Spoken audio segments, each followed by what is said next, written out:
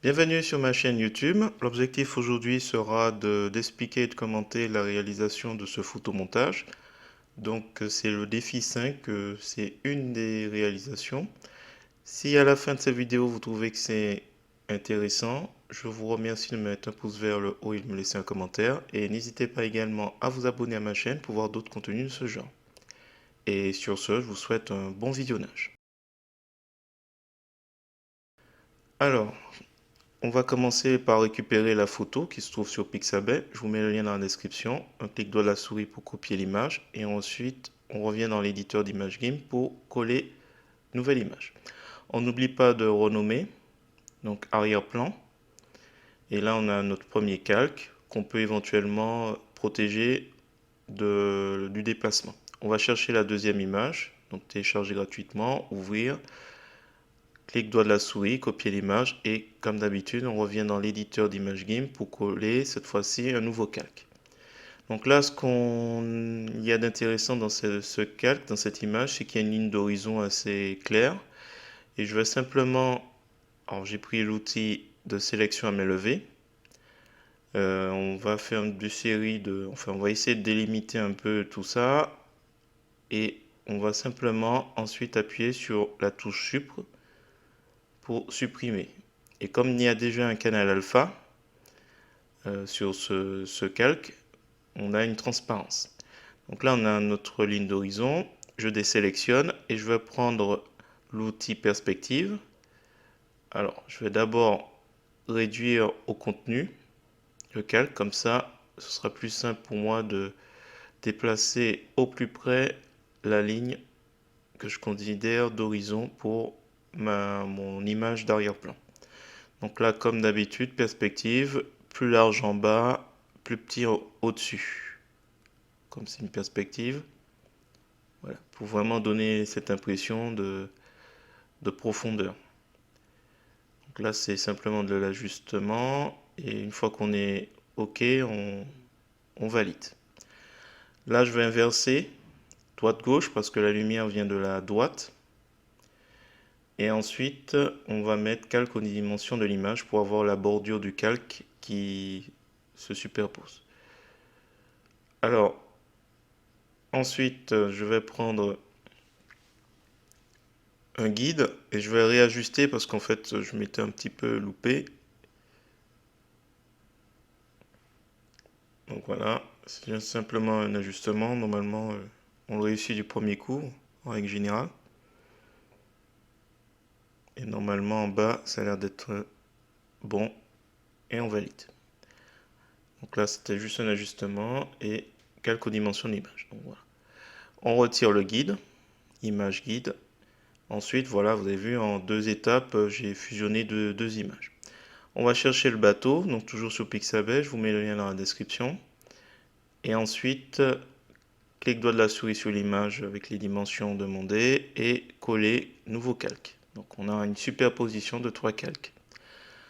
Là, c'est la partie de détourage. Donc j'ai pris l'outil chemin. Ça devrait normalement être assez rapide. Alors il y a en dessous une petite courbure et la question qui va se poser c'est est-ce qu'on garde l'ombre ou pas, mais en règle générale on prend pas l'ombre. Alors là, voilà, par exemple là on voit plus trop la délimitation, mais on imagine que c'est plus vers le bas, la délimitation du bateau. Donc là c'est assez simple. Et on peut replacer les points, c'est ça l'intérêt de l'outil chemin. Donc toute cette étape en fait ne pose pas de réel problème. Le vrai problème de cette réalisation, ça va être la réalisation de l'ombre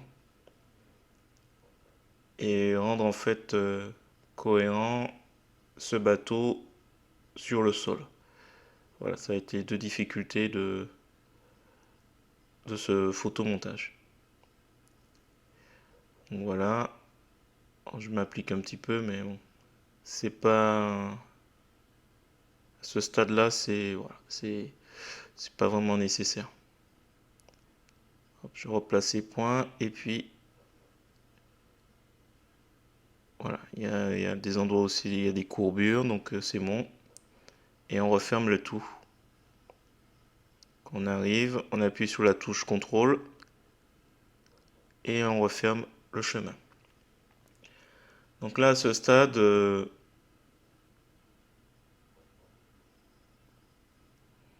on fait un supre en inversant la sélection. Et du coup, là, on a notre bateau. On va rogner selon le contenu.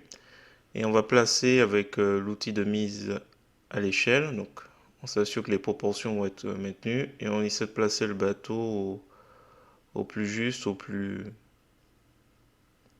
Donc là, c'est pas bon. On va prendre plutôt la transformation unifiée parce que bon, voilà, il y a une petite rotation à faire.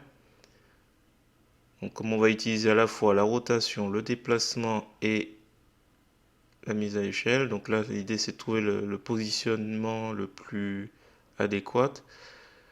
Donc l'outil voilà, de mise à l'échelle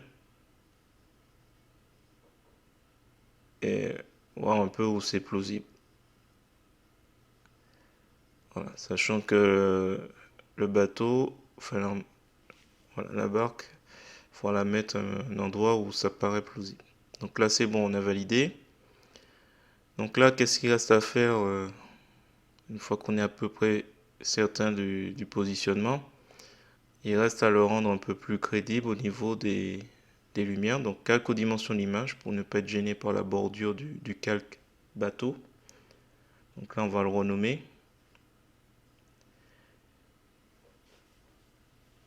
Et donc là, l'idée, c'est de trouver déjà l'ombre. Là, je fais quelques tests pour voir un peu ce que ça va donner. Donc là, c'est simplement un calque transparent. Et avec le pinceau, je commence déjà à faire quelques tests pour voir un peu ce que ça donne.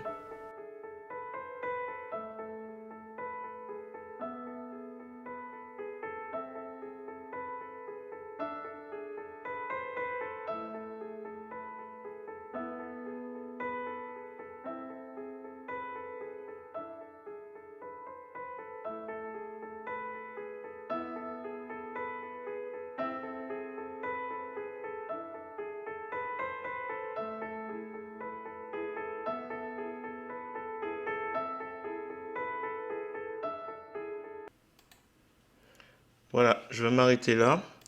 Donc si vous avez trouvé intéressant cette vidéo, la réalisation de ce photomontage, je vous remercie de me mettre un pouce vers le haut et de me laisser un commentaire. N'hésitez pas à vous abonner pour voir d'autres contenus de ce genre.